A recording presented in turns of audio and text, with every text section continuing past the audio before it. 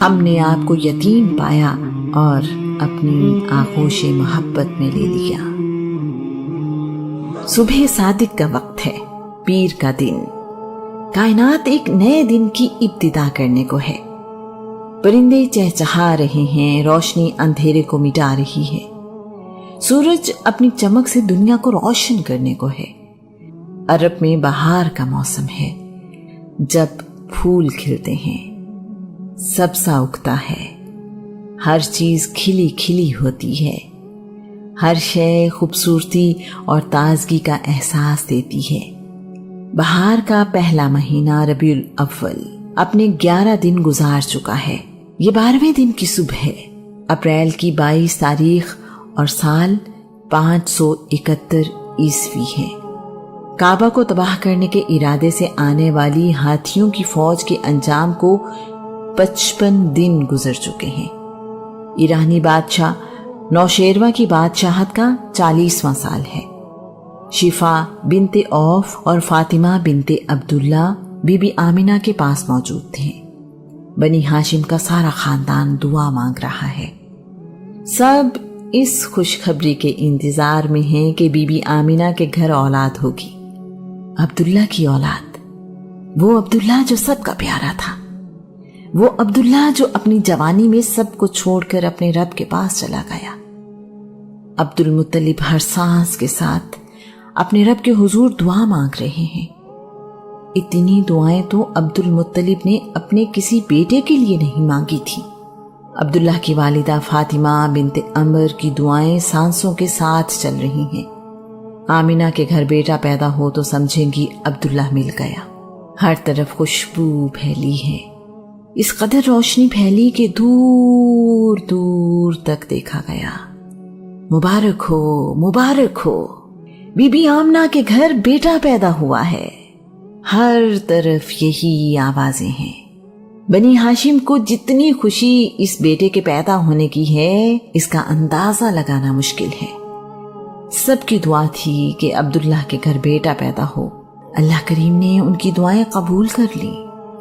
ابو لہب کی کنیز سویبہ بھی ادھر ہی ہے، بھاگی بھاگی آئی اور سب سے کہنے لگی، مبارک ہو، بی بی آمنہ کے گھر بیٹا پیدا ہوا ہے، عبداللہ کا بیٹا پیدا ہوا ہے۔ اپنی کنیز کی آواز سن کر ابو لہب نے بھتیجا پیدا ہونے کی خوشی میں سویبہ کو آزاد کر دیا ہے۔ رسول اللہ صلی اللہ علیہ وآلہ وسلم کا کمال دیکھیں، ان کے دنیا میں آتے ہی غلاموں کو آزادی نصیب ہونے لگی۔ یہ کیسا یتیم پیدا ہوا ہے جو یتیموں اور بے بس لوگوں کے لیے اللہ کی رحمت بن کر آیا ہے۔ سویبہ کی خوشی کی کوئی حد نہیں ہے۔ غلامی سے آزادی ملنا عرب میں زندگی ملنے سے بڑی خبر ہے۔ کچھ تاریخ دانوں کے مطابق رسول اللہ 12 ربیع الاول، بعض کے مطابق 9 ربیع الاول اور بعض کے مطابق آپ 17 ربیع الاول کو پیدا ہوئے۔ عبد المطلب کے 9 بیٹے اس وقت جوان ہیں اور 2 بیٹے بہت چھوٹی عمر میں ہیں۔ عبداللہ وفات پا چکے ہیں۔ سب کو جیسے بھائی کا نعم البدل مل گیا ہے۔ عبد المطلب کو اپنی 100 سالہ زندگی میں اتنی خوشی نہیں ملی جتنی اس خبر نے دی ہے۔ عبد المطلب کو ایسے لگ رہا ہے جیسے جوانی واپس لوٹ آئی ہے۔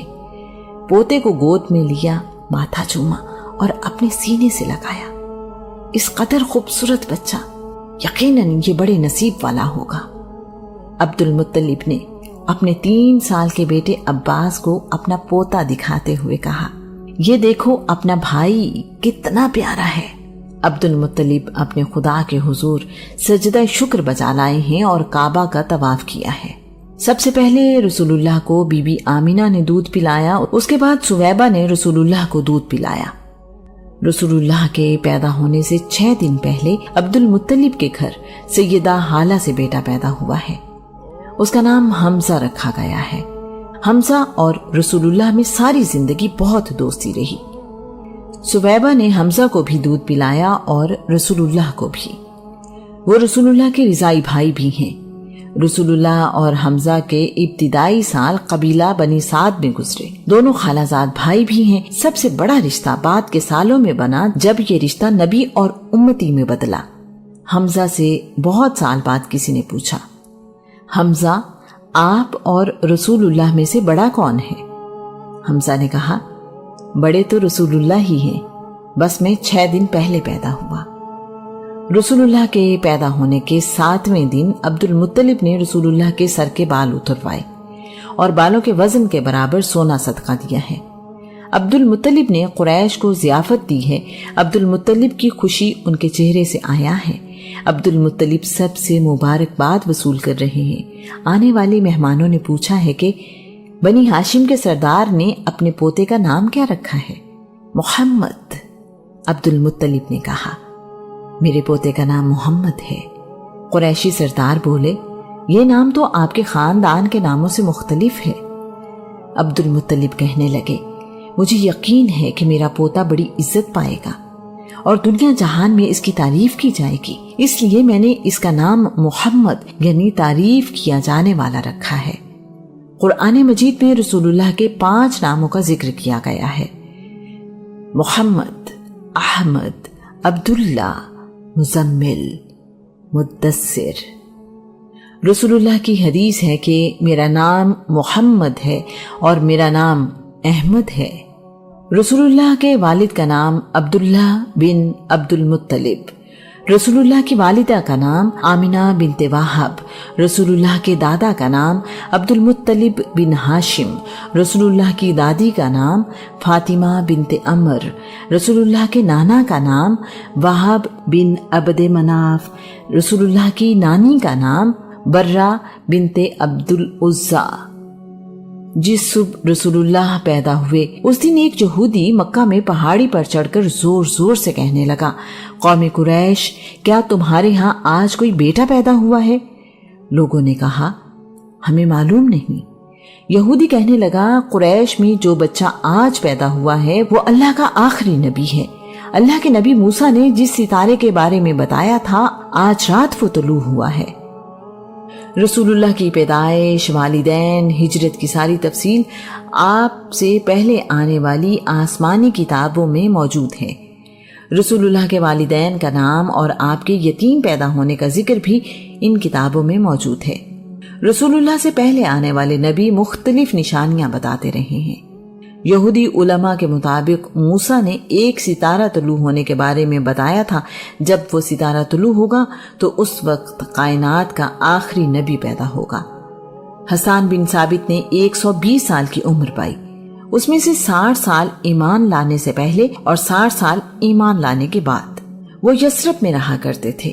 حسان بن ثابت کا بیان ہے میری عمر 7 سال تھی کہ میں نے سنا کہ یثرب میں ایک یہودی عالم نے اعلان کیا کہ آج آخری نبی پیدا ہوا، بنی اسرائیل نبوت تمہارے گھر سے رخصت ہو گئی۔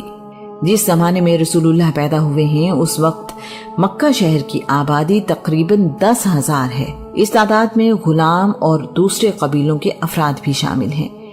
10 خاندان مل کر اس شہر کا نظام چلاتے ہیں۔ کوئی مرکزی حکومت نہیں ہے۔ بنی ہاشم یعنی رسول اللہ کے خاندان کے پاس مذہبی طاقت ہے۔ کعبہ کے متولی بھی یہی ہیں۔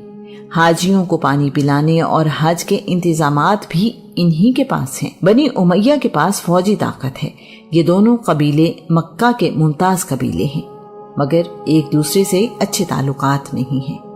اللہ پاک قرآن پاک کی سورہ الدخا میں فرماتا ہے ہم نے آپ کو یتیم پایا اور اپنی آغوش محبت میں لے لیا۔ Halima be be Amina